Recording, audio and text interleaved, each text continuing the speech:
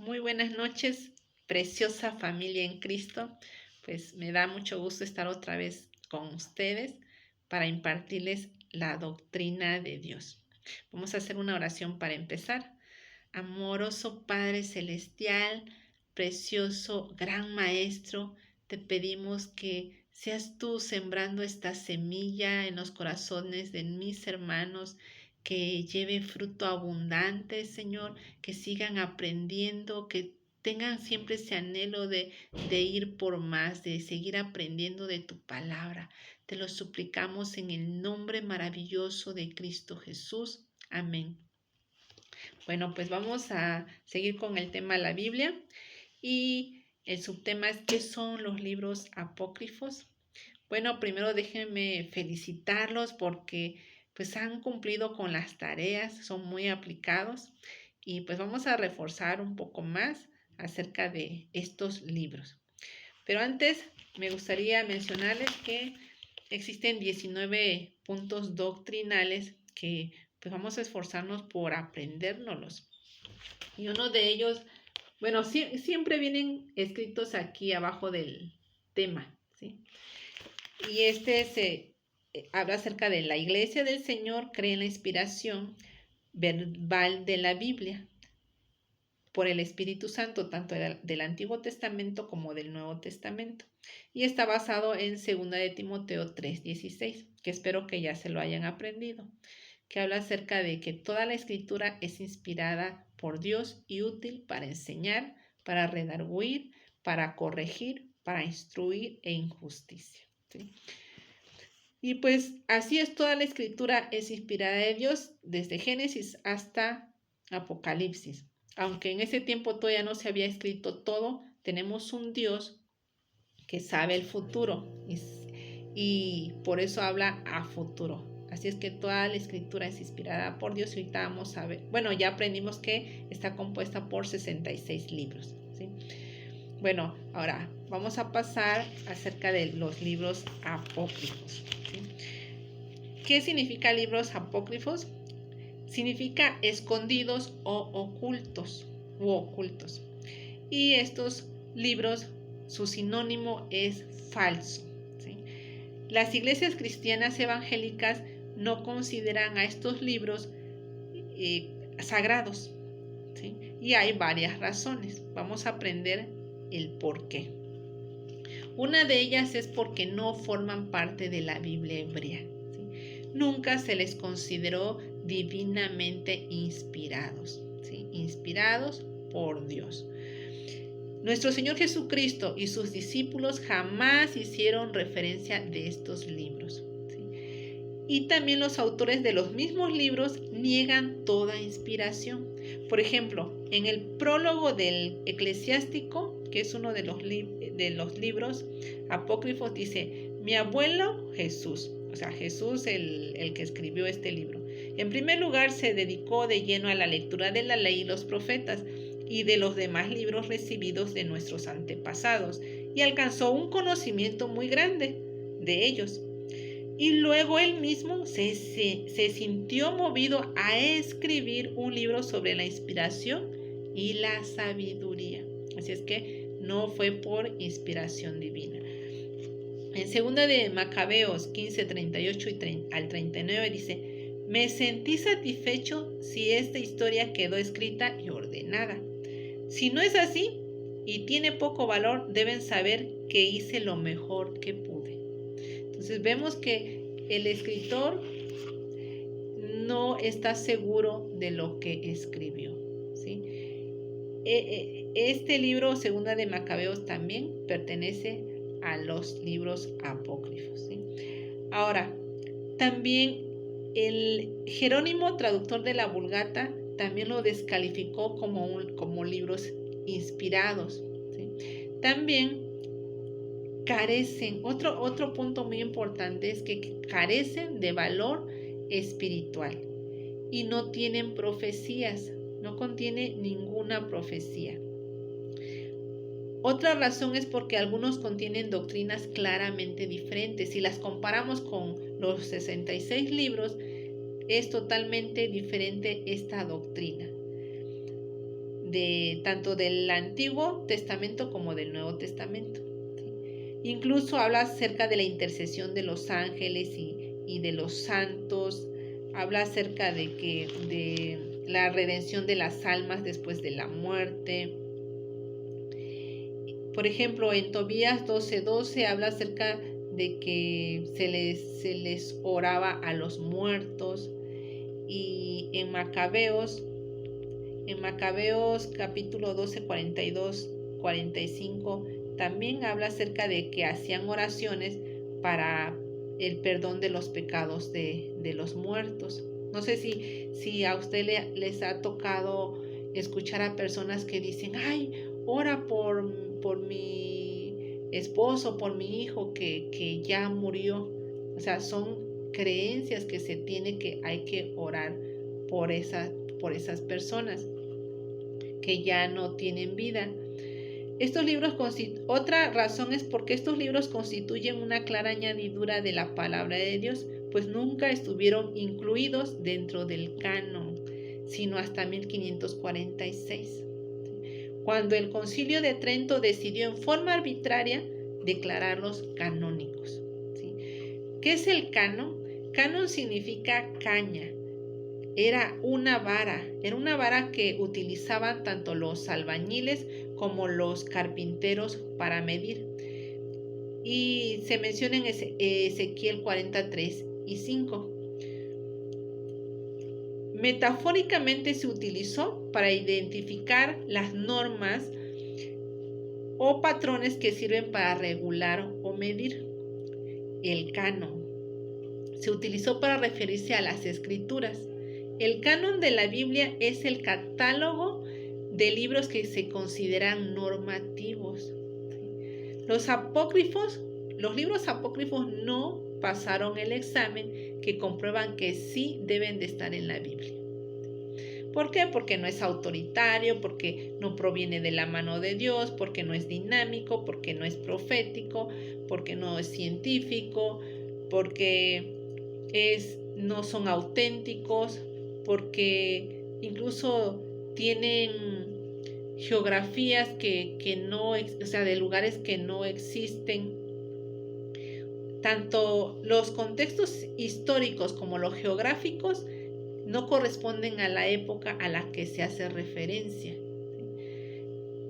Y sin embargo, los libros auténticos sí habla acerca de lugares donde estuvo el apóstol Pablo, los viajes que, si ustedes lo podemos buscar en los mapas, y existen esos y podemos ubicar los lugares donde el apóstol Pablo viajó. Incluso hasta se menciona el tiempo en que estuvieron gobernando diferentes personas en diferentes lugares y en esa misma época. Y bueno, estos libros en sí son ficticios, ¿sí? Vamos a ver algunos bueno, antes de pasar, dice, existen otros escritos. Ahí en el último párrafo dice, existen otros escritos apócrifos tanto del Antiguo Testamento como del Nuevo Testamento, los cuales tienen historias que van desde lo irreverente a lo novelesco, muchas veces pasando por la más abierta herejía. ¿Sí? Algunos, bueno, les voy a mencionar los libros que se agregaron al Antiguo Testamento. Es Primera de Esdras, Segunda de Esdras, es Tobit, Judith, adiciones al libro de Esther, Sabiduría de Salomón, Eclesiásticos, Baruch, carta de Jeremías, oración de Azarías, Susana, Bel y el dragón, la oración de Manasés, Primera de Macabeos, Segunda de Macabeos. Este es en el Antiguo Testamento. Y en el Nuevo, los evangelios de Tomás, los evangelios de Pedro, el diálogo del Salvador, la Sofía de Jesucristo, Pistis, Sofía, el evangelio de María, el evangelio de Felipe. No tiene nada de malo el que usted lea estos libros, ¿sí? Pero le recomiendo que estudie primero la Biblia, Empiece por los evangelios, de Marcos a Apocalipsis y de Génesis y ya después de Génesis a Apocalipsis. Y puede estudiarlo como una literatura, ¿sí? Ahora, hay varias Biblias cristianas, bueno, que tienen los 66 libros. Hay varias versiones. Por ejemplo, la Nueva Versión Internacional, la Nueva Traducción Viviente, la Biblia de las Américas, Dios habla hoy, la Nueva Traducción Actual. Y tal vez usted se pregunte, bueno, pues ¿cuál leo? O tal vez se le dificulte la Reina Valera. Y muchos dicen, no, pues la Reina Valera es la más antigua. En el caso de nuestro apóstol Jesse Estrada, siempre nos sugiere estudiar la Reina Valera porque es la más antigua.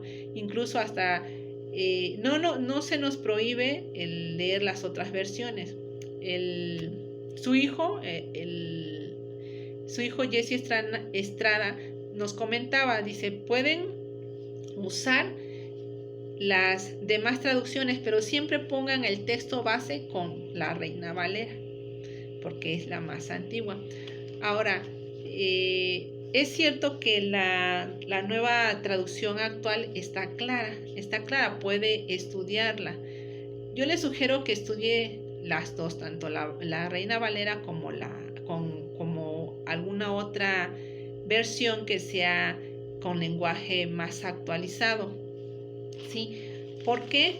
Bueno, primero la de lenguaje actualizado la va a entender mejor porque es clara, pero la Reina Valera también está muy interesante.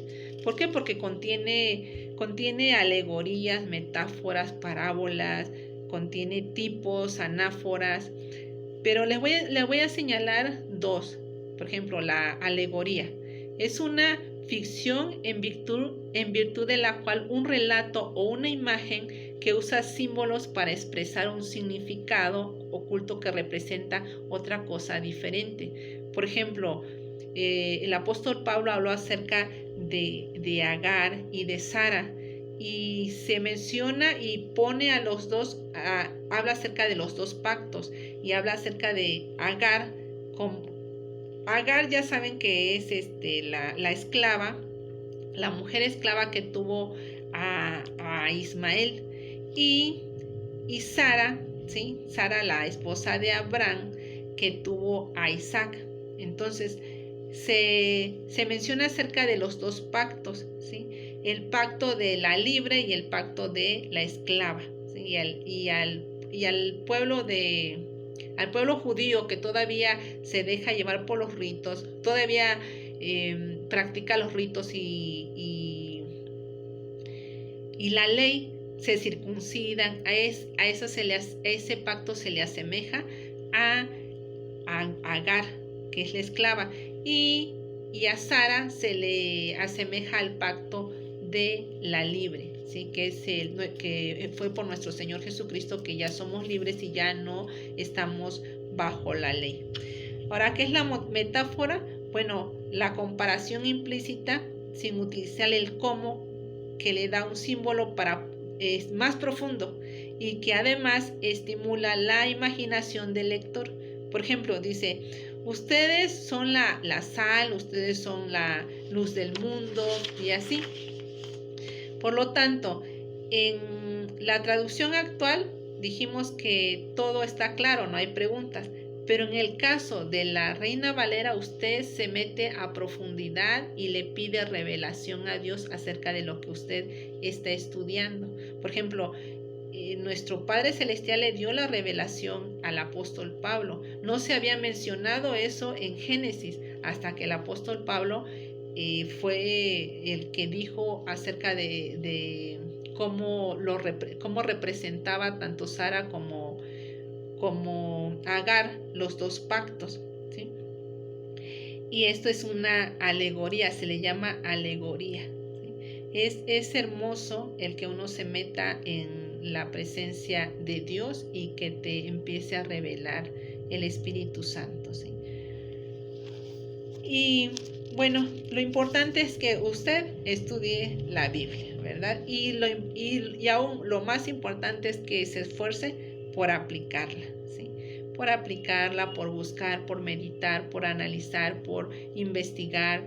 Incluso le aconsejo que se compre una Biblia de estudio también. Se la puede pedir a Evita, puede empezarla a pagársela en pagos y ya cuando termine de pagarla, pues ya se la entrega. Es muy importante también que tenga una Biblia de estudio o un diccionario también. Bueno, entonces eso es todo. Es un tema que me fascina, me encanta hablar de la palabra de Dios. Y bueno, nos seguimos viendo. Les dejo la tarea. Dios les bendiga. Y hasta... Bueno, mejor les voy a dejar la tarea aquí. A ver, les voy a decir. La tarea va a ser... Van a mencionar 3 razones por las cuales nosotros creemos que los libros apócrifos son falsos. ¿Sí? Vimos 7 razones. Van a poner 3 razones. ¿Sí? Espero que estén muy bien. Dios les bendiga. Hasta luego.